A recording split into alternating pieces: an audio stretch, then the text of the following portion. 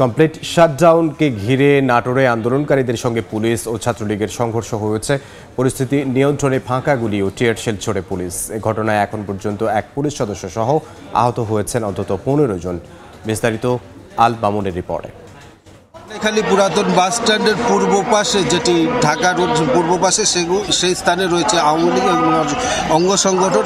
পশ্চিম পাশে যেটি আলাইপুরের দিকে, সেই এলাকায় কিন্তু রয়েছে কোটা বিরোধী শিক্ষার্থীরা, যার পুলিশের সাথে কন্টিনিউ কিন্তু সংঘর্ষ চলছে। শিক্ষার্থীরা কিন্তু ঢেল, ইট পাটকেল নিক্ষেপ করছে এবং পাশাপাশি পুলিশ কিন্তু টিয়ার শেল, রাবার বুলেট এগুলো নিক্ষেপ করছে। ভয়াবহ পরিস্থিতি যেটি বিরাজ করছে। পুলিশ টিয়ার শেল নিক্ষেপ করে একজন নির্বাহী ম্যাজিস্ট্রেট এখানে পাঠানো হয়েছে।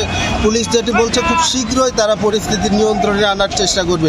তো এই ছিল আমার কাছে নাটোরের কানাইখালী এলাকায় ত্রিমুখী সংঘর্ষের সর্বশেষ পরিস্থিতি।